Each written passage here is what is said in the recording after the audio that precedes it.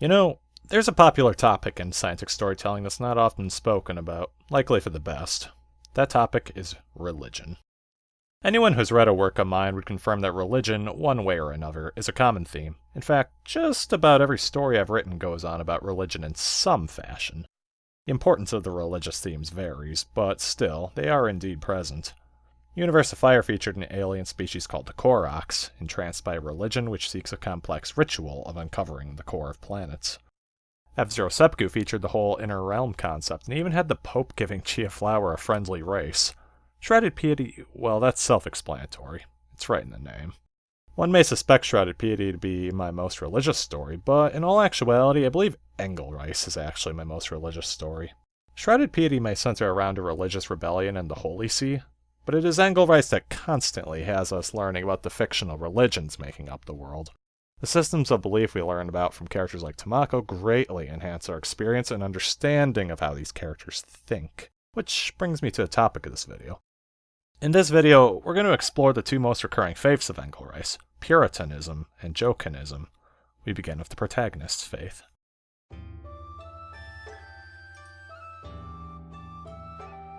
Puritanism is the state religion of Imperia, both prior to and during the Swatslandic occupation. The religion, being based around Empyrean blood, is not celebrated anywhere off the islands. As one familiar with EngelReise might expect, the Puritan faith is not tolerated by the neighboring kingdom of Crucifix. So the first thing to mention is that, as Imperia is based loosely on medieval Japan, the Puritan faith is heavily inspired by the actual historical religion known as Shinto. As a matter of fact, the original concept of EngelReise simply had the people of Imperia embracing the ways of Shinto, but that changed for the sake of originality. Like in Shintoism, Puritanism puts emphasis on honor, but takes it to a more radical level. Puritanists pray to many gods, believe their heart and soul of the god of their respective island of birth. In the case of, say, Tomako Angel, she was born on the island of Kyushu, therefore submits to the god of Kyushu, otherwise known as the King of Kyushu. In the long scheme of things, followers of Puritanism believe that each island of Imperia was massed together by divine kings with the intention of its inhabitants creating a united land of Imperia. The typical Empyrean, therefore, sees the god of their respective island as of legal authority over the emperor and shogun of Imperia. The gods are the highest authority there is and are equal to one another. While the followers of Puritanism may attend temples of worship, such practices are more of a private matter rather than public. Therefore, temple praying is most often done alone. The faith's expected devotion to the temple is at least once a year, primarily to reflect upon one's honor and wish for a prosperous new year. The biggest factor of Puritanism is what we know as the Empyrean's second currency. Each Puritanist lives by a pot of honor and aspires to hold as much honor as humanly possible. Followers of the faith call it their second currency, as they see it as a wealth in its own right, only secondly important to that of actual wealth. For many, to be with great honor is as rewarding as being rich, for it brings about respect, prestige, and new privileges. It also, under criminal circumstances, one's key to continued freedom. One who is with great honor lives a life of less risks and greater pleasure, and of course is believed to be favored by the gods for their good deeds. Not everyone takes the Empyrean second currency too seriously. However, it is something nearly all Empyreans regard as real and important, but handled differently depending on the individual. For example, one such as Tomako Angel values her pot of honor more than life itself. She is prepared to put family, friends, and the gods before her own life. Going her entire life dodging acts of dishonor all the while acting out of honor, Tomako is what one would consider very pious. In Empyrean belief, at such a young age, she was essentially already secured herself the god's respect and perhaps a place in the life beyond.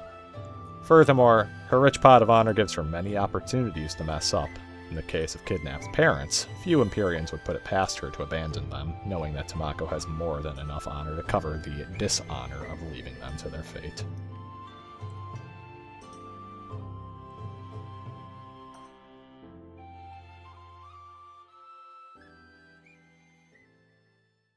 So then we find ourselves of Jochanism, and you might wonder what the big difference is. Well, there are actually significant differences. Jochanism is the state religion of Crucifix and extends even past that into mainland Asia. Unlike Puritanism, Jochanists do not believe in any gods, nor do they actively worship. Instead, Jokinist temples act as schools, simply to teach the young about the religion.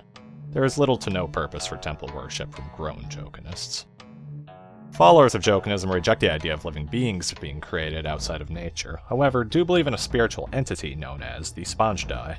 In the mind of all Jokinists, the Sponge Die controls nature and manipulates destiny. So what is the Sponge Die? Because you're going to hear about it a lot in the story. Jokinists, especially those of Crucifix, believe that life past death will be unknown to those once living. However, their soul will pass into a special realm and merge with a massive entity containing all past souls, the Sponge Die. Though the Sponge Die is really only a collection of deceased minds, it is believed under Jokinism that the collective souls that make up the entity is capable of manipulating the grass, the trees, the sun, the weather, and even thoughts of animals. When a person dies and their soul joins the Sponge Die, said person gets the proud opportunity to share knowledge acquired through life experience to help shape the world. Don't worry, this is only an example, but let us say that Kim Young, a crossbowman and adventurer, falls down a cliff to his death due to a weak surface. The idea is that Kim's soul join the many other souls and become one with the Sponge Die. There, Kim will be allowed to add his knowledge of archery, plus his philosophies in life to make for an even more efficient Sponge Die. Taking note of his death, falling off a cliff, the Sponge Die may decide as a whole if the cliff in question must be removed for the betterment of society. If yes, the Sponge Die will see to it that the threat is forever removed, perhaps by striking the cliff to rubble via lightning strikes. It is believed by certain Jokinists, Kim Young included, that there once existed a great empire of evil in the land known as Siberia. Once the Sponge Die saw the empire as too big of a threat to mankind, they created a frozen hell and buried the empire in snow along with its inhabitants, thus creating what people now know as the Land of Frostbite. This is, however, but a Jokinist belief.